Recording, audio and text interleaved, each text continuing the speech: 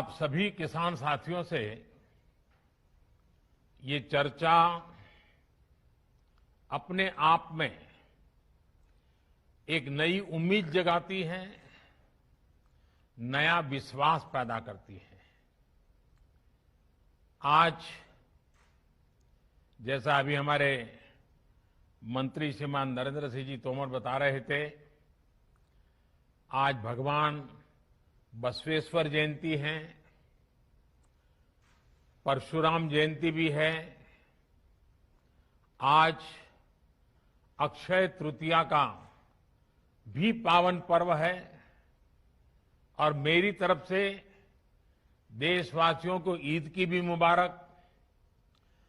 Corona के इस समय में समस्त देशवासियों का हौसला बढ़े,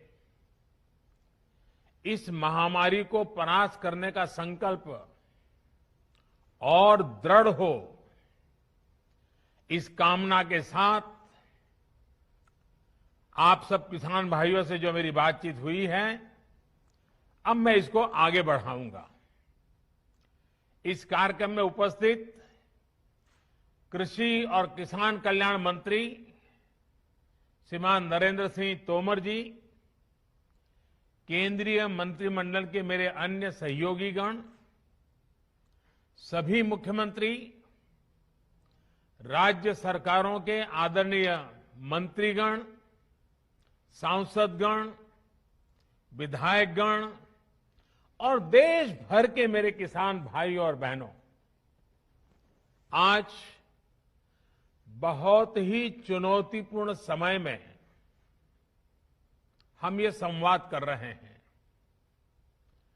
इस कोरोना काल में भी देश के किसानों, हमारे कृषि क्षेत्र में अपने दायित्व को निभाते हुए अन्न की रिकॉर्ड पैदावार की है। आप कृषि में नए नए तरीके आजमा रहे हैं। आपके प्रयासों को पीएम किसान सम्मान निधि की एक और किस्त और मदद करने वाली है। आज अक्षय तृतीया का पावन पर्व है। कृषि के नए चक्र की शुरुआत का समय है और आज ही करीब 19,000 करोड़ रुपए किसानों के बैंक खातों में सीधे ट्रांसफर किए गए हैं। इसका लाभ करीब करीब 10 करोड़ किसानों को होगा। बंगाल के किसानों को पहली बार इस सुविधा का लाभ मिलना शुरू हुआ है। आज बंगाल के लाखों किसानों को पहली किस्त पहुंची है।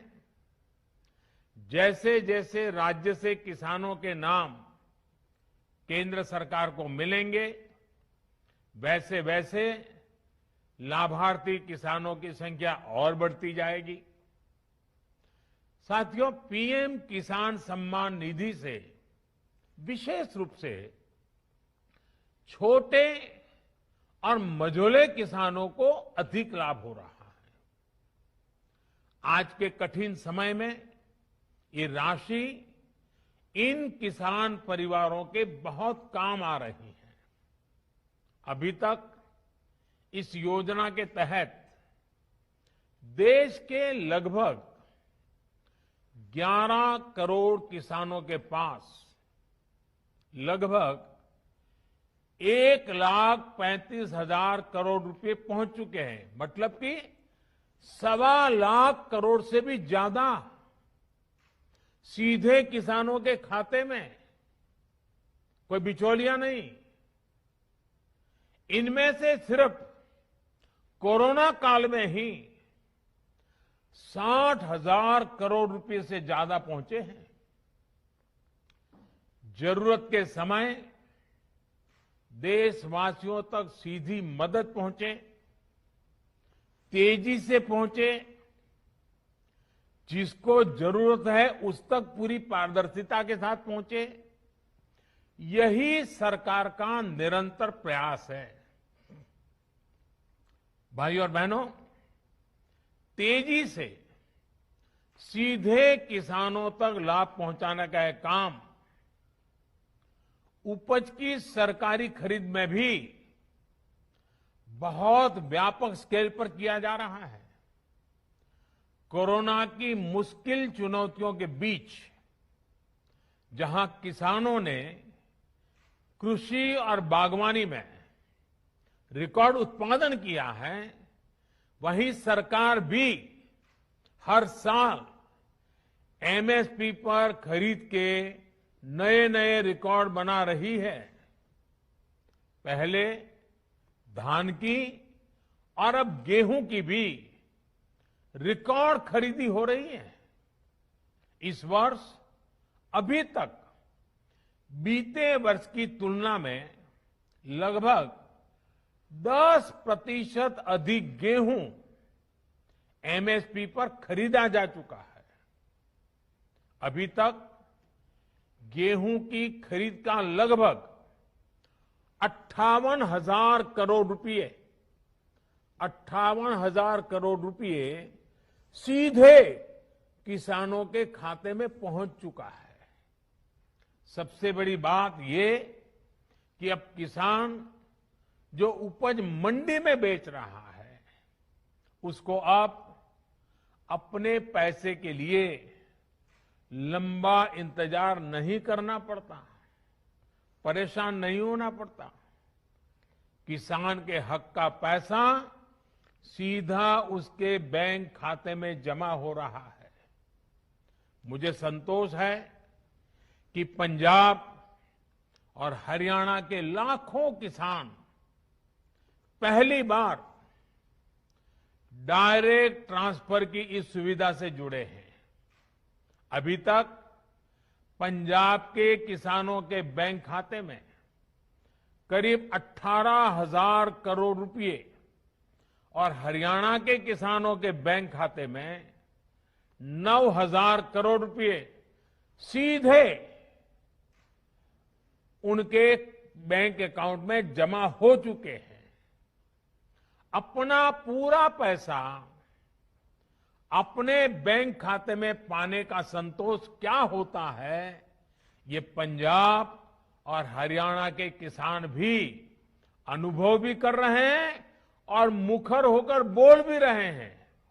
मैं सोशल मीडिया में इतने वीडियो देखे हैं किसानों के, खास करके पंजाब के किसानों के, कि इस प्रकार से उनको पैसा पहुंच जाना और वो भी पूरा पूरा पैसा पहुंच जाना, उसका संतोष इतने उमंग के साथ वो बता रहे हैं। साथियों, खेती में नए समाधान, नए विकल्प देने के लिए सरकार निरंतर प्रयास कर रही है।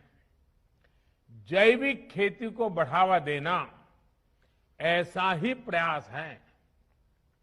इस प्रकार की फसलों में लागत भी कम है, ये मिट्टी और इंसान के स्वास्थ्य के लिए लाभदायक है और इनकी कीमत भी ज्यादा मिलती है। थोड़ी देर पहले इस प्रकार की खेती में जुड़े देश भर के कुछ किसानों से मेरी बातचीत भी हुई है। उनके हौसले, उनके अनुभवों को जानकर मैं बहुत उत्साहित हूं।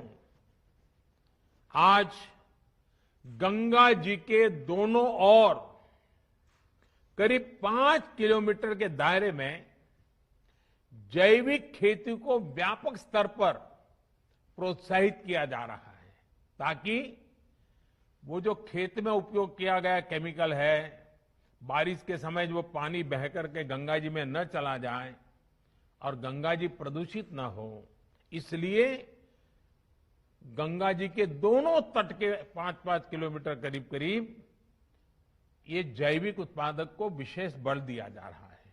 ये जैविक उत्पाद नमामि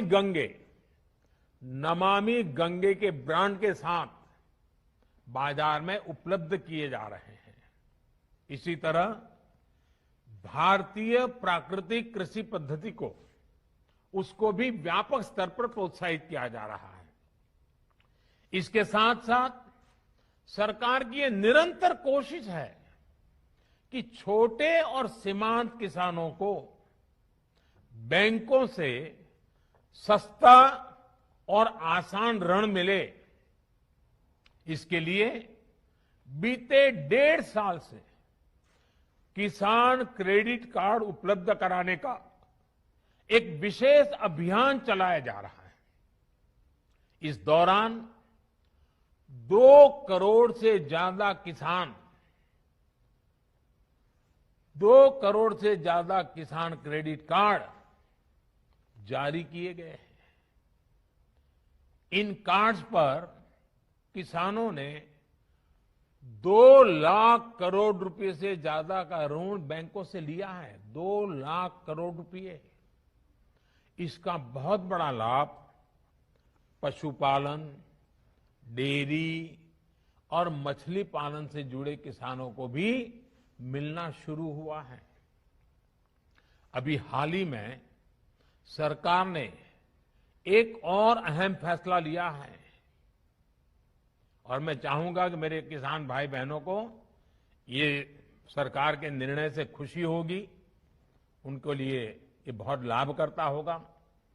सरकार ने निर्णय किया है कि कोरोना काल को देखते हुए केसीसी ऋण के भुगतान या फिर नवीनीकरण की समय सीमा को बढ़ा दिया गया है। ऐसे सभी किसान जिनका ऋण बकाया है वो अब 30 जून तक ऋण का नवीनीकरण कर सकते हैं। इस बढ़ी हुई अवधि में भी किसानों को 4% ब्याज पर जो ऋण मिलता है, जो लाभ मिलता है, वो लाभ भी चालू रहेगा, मिलता रहेगा। साथियों, गांव का किसान का कोरोना के विरुद्ध भारत की लड़ाई में बहुत बड़ा योगदान रहा है। ये आपके ही श्रम का परिणाम है कि आज इस कोरोना काल में भारत दुनिया की सबसे बड़ी मुफ्त राशन की योजना चला रहा है। प्रधानमंत्री गरीब कल्याण योजना के माध्यम से पिछले वर्ष 8 महीने तक गरीबों को मुफ्त राशन दिया गया था।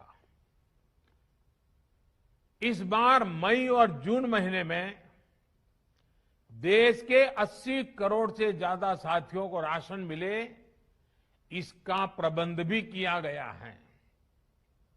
इस पर भी केंद्र सरकार 26,000 करोड़ रुपए हमारे गरीब के घर में चूल्हा जले इसलिए खर्च कर रही है। मैं राज्य सरकारों से आग्रह करूंगा कि गरीबों को इस राशन के वितरण में कोई परेशानी ना आए, ये सुनिश्चित करें। साथियों, 100 साल बाद आई इतनी भीषण महामारी कदम कदम पर दुनिया की परीक्षा ले रही है। हमारे सामने एक अदृश्य दुश्मन है और ये दुश्मन बहुरूपिया भी है। और इस दुश्मन के कारण, इस कोरोना वायरस के कारण हम अपने बहुत से करीबियों को खो चुके हैं। बीते कुछ समय से जो कष्ट देशवासियों ने सहा है, अनेकों लोग जिस दर्द से गुजरे हैं, तकलीफ से गुजरे हैं, वो मैं भी उतना ही महसूस कर रहा हूं। देश का प्रधान सेवक होने के नाते आपकी हर भावना का मैं सहभागी हूं। कोरोना की सेकंड वेव से मुकाबले में संसाधनों से जुड़े जो भी गतिरोध थे वो तेजी से दूर किए जा रहे हैं। युद्ध स्तर पर काम करने का प्रयास हो रहा है। आपने देखा होगा सरकार के सभी विभाग, सारे संसाधन, हमारे देश के सुरक्षा बल, हमारे साइंटिस्ट, हर कोई दिन रात कोविड की चुनौती का मुकाबला करने में एकजुट है। देश के अलग अलग हिस्सों में तेजी के साथ कोविड अस्पताल बन रहे हैं। नई टेक्नोलॉजी से ऑक्सीजन प्लांट लगाए जा रहे हैं। हमारी तीनों सेनाएं, वायुसेना, नेवी, आर्मी, सभी पूरी शक्ति से एक काम में जुटे हैं। ऑक्सीजन रेल इसने कोरोना के खिलाफ इस लड़ाई को बहुत बड़ी ताकत दी है। देश के दूर सुदूर हिस्सों में ये स्पेशल ट्रेन्स, ये ऑक्सीजन रेल ऑक्सीजन पहुंचाने में जुटी है। ऑक्सीजन टैंकर्स ले जाने वाले ट्रक ड्राइवर्स बिना रुके काम कर रहे हैं। देश के डॉक्टर्स हो, नर्सिंग स्टाफ हो, सफाई कर्मचारी हो, एम्बुलेंस के ड्राइवर्स हो, लैब में काम करने वाले सज्जन हो, सैंपल कलेक्ट करने वाले लोग हो, एक एक जीवन को बचाने के लिए 24 घंटे जुटे हुए हैं। आज देश में जरूरी दवाइयों की आपूर्ति बढ़ाने पर युद्ध स्तर पर काम किया जा रहा है। सरकार और देश के फार्मा सेक्टर ने पिछले कुछ दिनों में जरूरी दवाइयों का उत्पादन कई गुना बढ़ाया है। बाहर से भी दवाइयां मंगवाई जा रही हैं।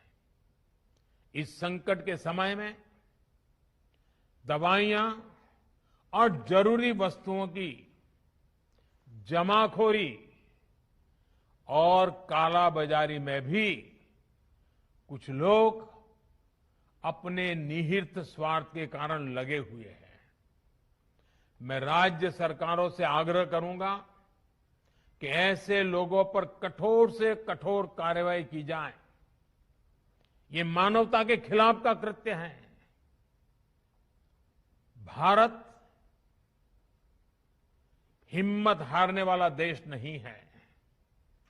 न भारत हिम्मत हारेगा और न कोई भारतवासी हिम्मत हारेंगे। हम लड़ेंगे और जीतेंगे। साथियों, आज के इस कार्यक्रम में मैं देश के सभी किसानों को, गांव में रहने वाली सभी भाई बहनों को कोरोना से फिर सतर्क करना चाहता हूं। ये संक्रमण अभी गांव में भी तेजी से पहुंच रहा है। देश की हर सरकार इससे निपटने के लिए हर संभव प्रयास कर रही है। इसमें गांव के लोगों की जागरूकता, हमारी पंचायती राज से जुड़े जो भी व्यवस्थाएं हैं, उनका सहयोग, उनकी भागीदारी उतनी ही आवश्यक है। आपने देश को कभी निराश नहीं किया है। इस बार भी आपसे यही उम्मीद है। कोरोना से बचाव के लिए आपको खुद पर, अपने परिवार पर, सामाजिक स्तर पर जो भी जरूरी कदम हैं, आवश्यकताएं हैं, उसे हमें उठाने ही हैं। मास्क लगातार पहनना बहुत जरूरी है। वो भी ऐसा पहनना है कि नाक और मुंह पर पूरी तरह से ढका रहे। दूसरी बात, आपको किसी भी प्रकार के खांसी, सर्दी, जुकाम, बुखार, उल्टी, दस्त जैसे लक्षणों को सामान्य मानकर नहीं चलना है। पहले तो खुद को यथासंभव दूसरों से अलग करना है, फिर जल्द से जल्द कोरोना टेस्ट करना है, और जब तक रिपोर्ट ना आए तब तक डॉक्टरों से जो दवाई बताई है वो जरूर लेते रहना है। साथियों, बचाव का एक बहुत बड़ा माध्यम है कोरोना का टीका। केंद्र सरकार और सारी राज्य सरकारें मिलकर ये निरंतर प्रयास कर रही हैं कि ज्यादा से ज्यादा देशवासियों को तेजी से टीका लग पाए। देश भर में अभी तक करीब 18 करोड़ वैक्सीन डोज दी जा चुकी है। देश भर के सरकारी अस्पतालों में मुफ्त टीकाकरण किया जा रहा है। इसलिए जब भी आपकी बारी आए तो टीका जरूर लगवाएगा। ये टीका हमें कोरोना के विरुद्ध सुरक्षा कवच देगा, गंभीर